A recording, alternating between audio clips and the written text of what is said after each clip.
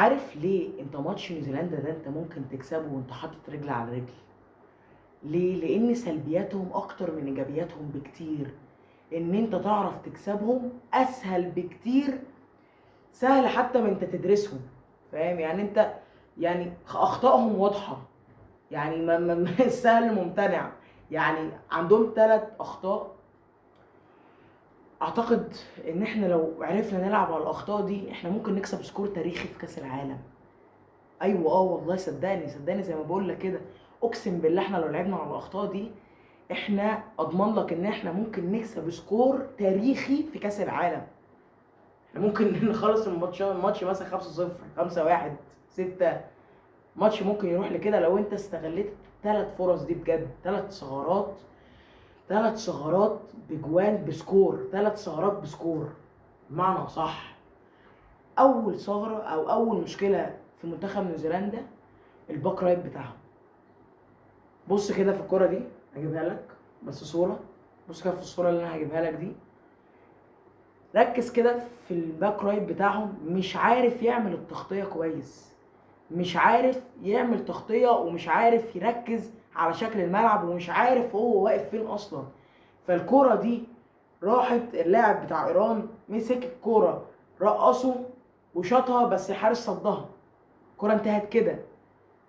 انت ممكن مثلا مع اي لاعب في المنتخب ايا كان مين اللي هيلعب الناحيه الثانيه، ايا كان بقى تريزيجيه، الله اعلم مين اللي هيبقى هناك، امام عاشور زي الماتش اللي فات.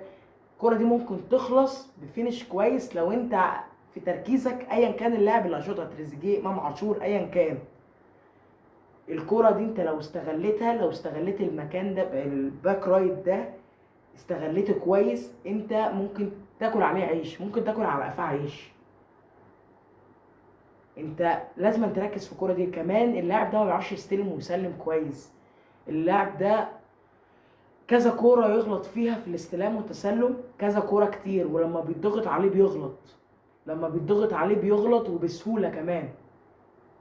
دي اول حاجه، دي اول مشكله عندهم، واول مشكله واضحه عندهم.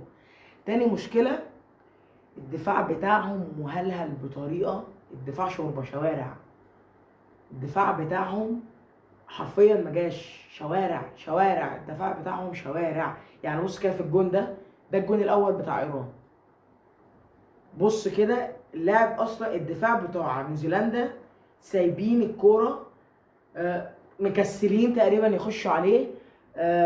مش كل واحد مش عارف فين مكانه. اللاعب طلع لهم من النص كده، دخل حط جون، والحارس وقف مكانه، والحارس مش هيعمل حاجه. واحد قدامه والجون مفتوح، منطقي انها تخش جون. الدفاع مهلهل بطريقه واضحه. الدفاع مهلهل بطريقه واضحه. دي اقرب كلمه احنا ممكن نقولها لك يا كابتن حسام. واعتقد من مذاكرتك ومن الماتش اللي احنا شفناه الماتش اللي فات بتاع بلجيكا ان انت بتركز في التفاصيل. فانت لو ما ركزتش في التفصيله دي صعب يبقى انت كده جاي كاس العالم تلعب ماتش بلجيكا بس. ده اقرب مثال. انت جاي من كاس العالم، لو انت ما ركزتش في الثغره دي انت جاي تلعب ماتش بلجيكا بس، وتروح بقى تاخد النقطه بتاعت بلجيكا وتخسر الماتشين التانيين بس. لو ما ركزتش في الحاجه اللي باينه، وخصوصا كمان انها باينه جدا.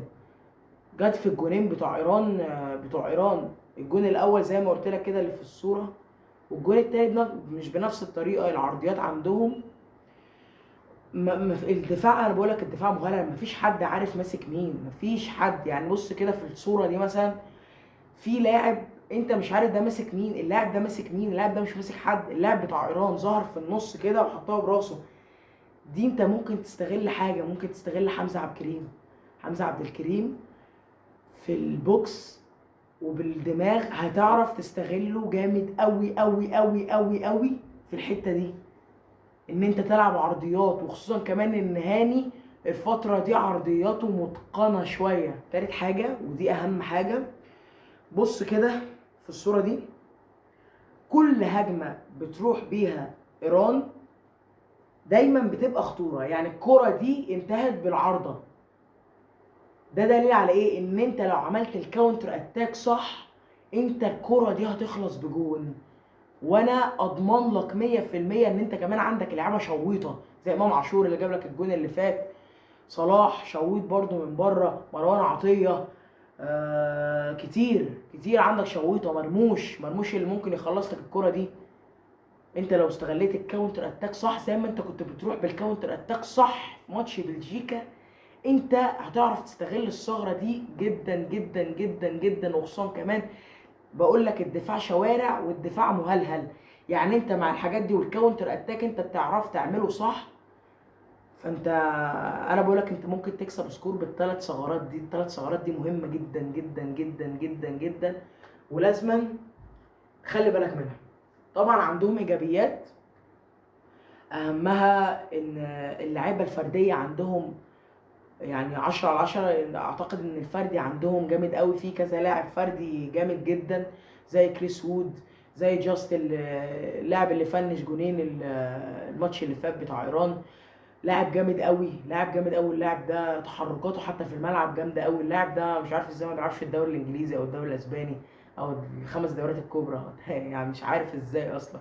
يا ريت يجي لعيبه زي ما قلت لك بقدرات فرديه كويسه، تعرف تستعملهم الفارق. بيلعبوا تحت الكرة كويس جدا، بيعرفوا يلاقوا بعض في المساحات الضيقة، قريبين من بعض جدا، اللعيبة قريبة من بعض. زي بص الجون التاني، الجون التاني بتاعهم، الجون التاني تقريبا جه من اربع تمريرات، اربع تمريرات الكرة خلصت بجون. وكان جون حلو قوي من اللاعب اللي اسمه جاست اللي انا قلت لك عليه ده. اللاعب ده جامد والفينش بتاعه هايل هايل هايل. الثغرات هتستغلها، هتحطهم في مأزق، هتلعب ماتش حلو، هتلعب ماتش حلو ليك، وكلنا ورا المنتخب. سلام.